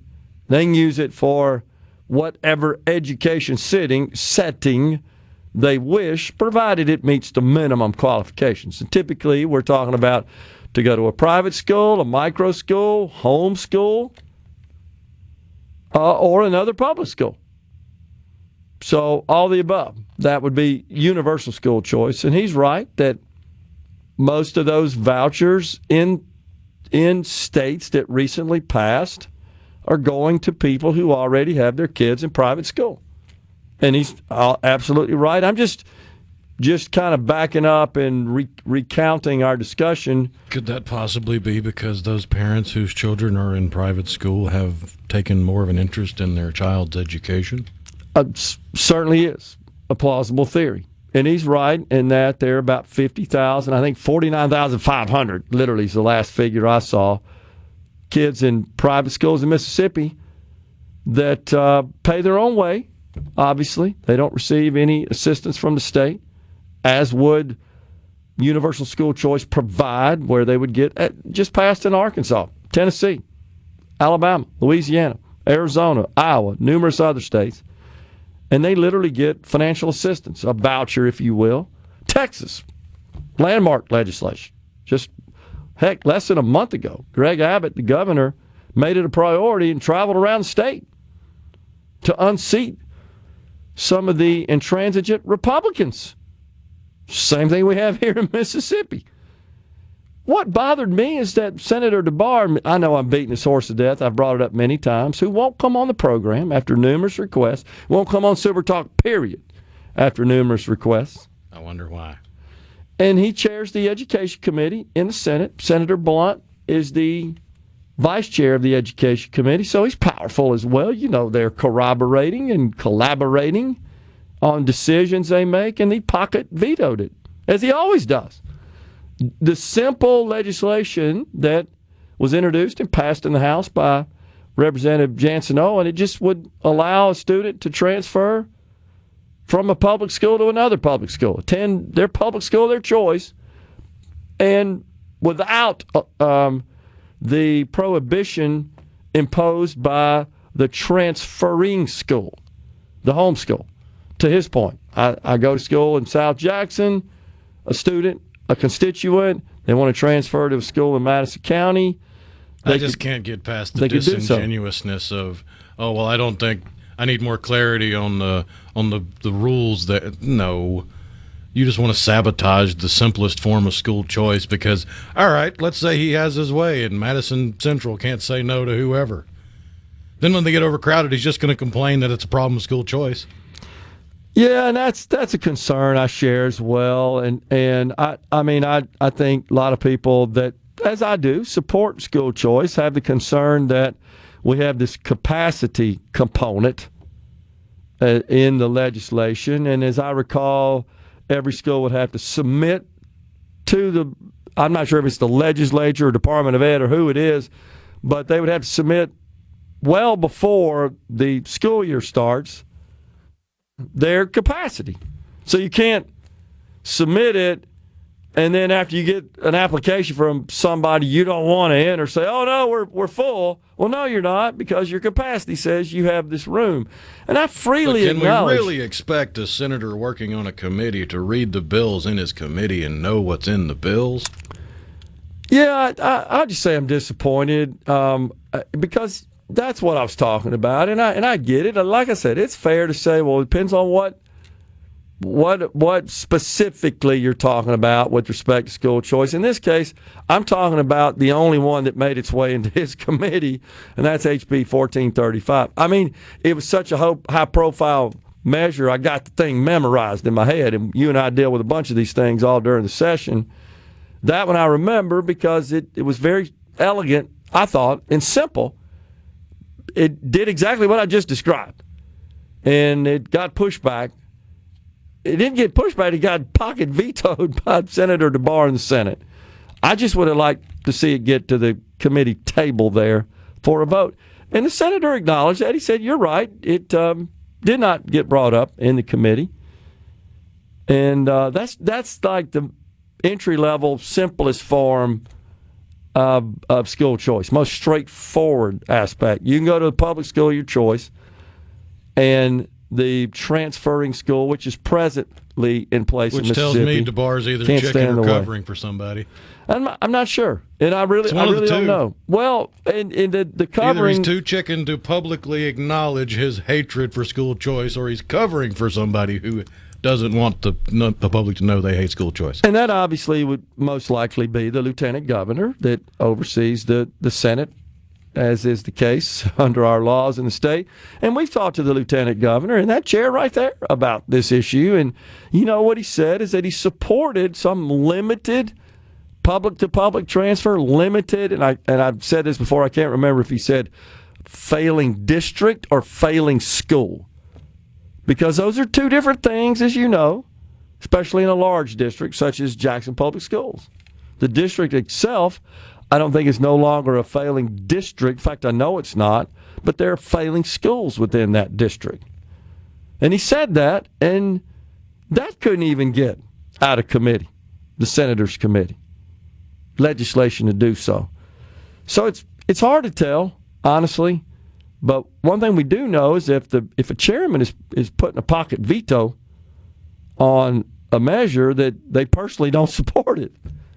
Now, you would think if the votes existed in that committee such that the measure would fail in the committee, he'd put it on the floor. Maybe he's protecting those members from a nay vote. I don't know. Usually it's the opposite that's a concern on this particular matter we're talking about. So I don't know. But all I know is that other states around us are enacting robust school choice legislation, and we're getting left behind. That's what I know in that regard. And we have a red state, a Trump-supporting state with a president that fully supports robust school choice, by the way. And so we're in conflict with his position on this matter. And I would like to see more progress. I'm sure we got plenty of text. I apologize, guys. Just so much stuff going on. Haven't been able to get to it. Let's see. Mose says the 49 students who do not currently get state funding started getting $6,600 for education. That would be $323 million leaving public schools. No, that's not the way it works, Mose. You're assuming that money would be that the amount of funding to public schools would be reduced. That's not how it works. Would it cost the state more money to provide these vouchers to all these private school families? Absolutely, and that's what's happening in the other states. Typically, it's phased in. It's not one big whack. The other point I'd make, Mose, in comparison to that one, another thought, and I brought this up before, if those 49,000 students this school year decided to exit the private schools and enter the public schools, what would you do then? Because they're ultimately, Rhino, they're subsidizing the public schools because they attend private school, but they still pay the local portion of their ad valorem taxes, which is the chief source of revenue to public schools. They get state funding, they get local funding. They need that local funding to operate. So they're getting the local funding, honestly, from the people who probably pay more than the people that go to the schools because they got more expensive property and pay those property taxes, yet they send their kid to private school. And the public schools are keeping that money even though they're not educating their child. They're being subsidized by the private school parents. Coming right back with the final segment of Middays today. Hey, this is Bob. Middays with Gerard. Good for America. Good for fans of justice and truth. Good for us. SuperTalk Mississippi. This is what we stand for.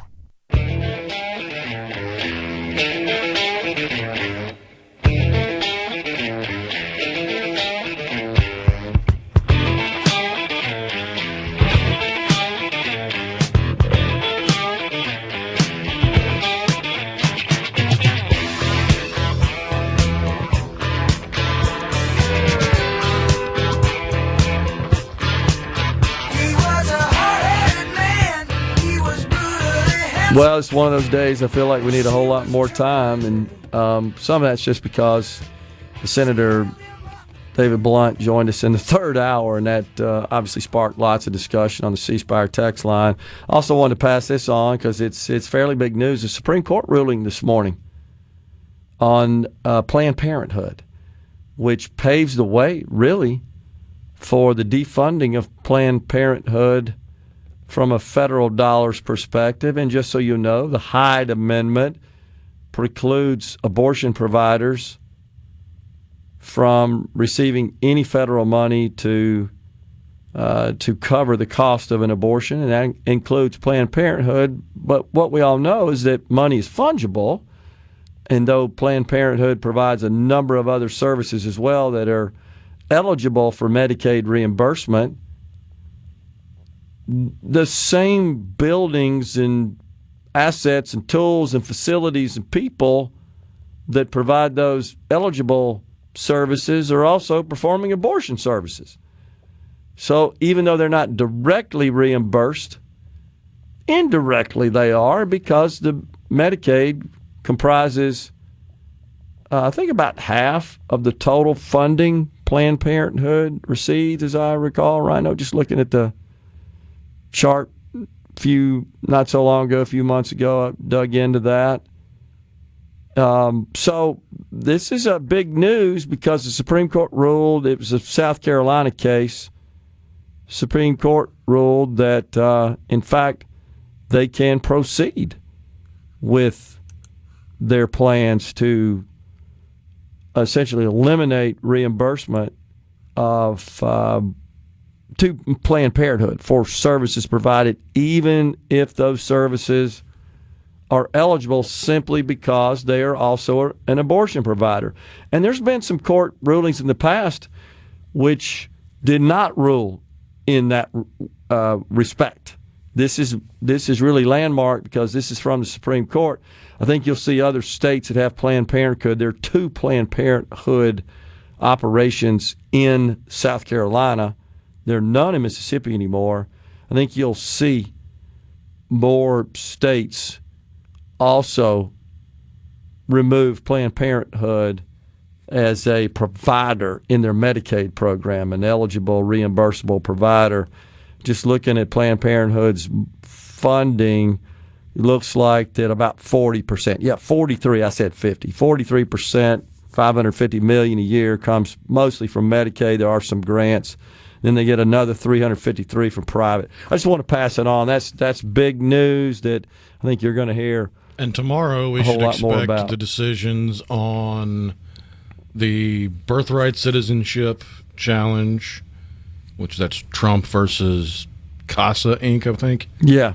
You've got the one that's Mahmoud versus Taylor that deals with parents' right to opt their children out of instruction on gender and sexuality. Yep. There's one about the FCC. I don't remember a whole lot about it. There was one dealing with Louisiana. Was it Louisiana versus Calais that is determining whether, I think it's the one talking about the 2 majority black voting districts and whether or not they were done correctly. And then there was another one about protected speech, I want to say. So there's like 5 or 6 coming down. It's that time of year? Yeah. The term, tomorrow as they will call be it. The final day of the term. Okay, gotcha. Wonder how much attorney fees have cost taxpayers over 49 years, talking about the death row inmate who was executed yesterday in Mississippi, Mike and Fannin. Kirk from Columbus says, death row will never be a deterrent for crime as long as it takes 40 years to be carried out. That's a good point. Agree.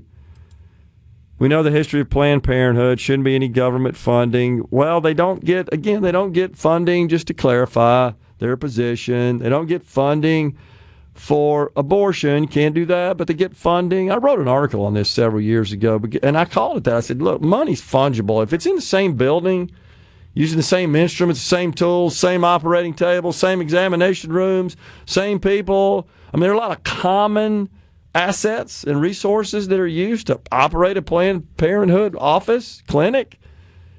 Well, those are also being used to perform abortions. And so there was proposals. I think it was Texas that actually went to court and said, if it happens in the same building, then it's ineligible. And the court ruled, said, no, you can't do that. But this ruling here does seem a completely different kind of approach to it. Does seem to pave the way. So I bet you're going to see more states that are going to act just like South Carolina is, which is, you know what, Planned Parenthood?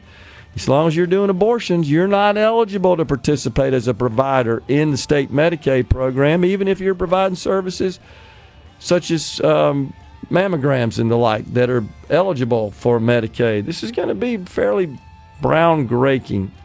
D. Jones says Hoseman is 150% elitist rhino. I'm not sure what an elitist is. But we're out of here today. We're back with you again tomorrow. Until then, stay safe and God bless everyone. A SuperTalk Mississippi media production.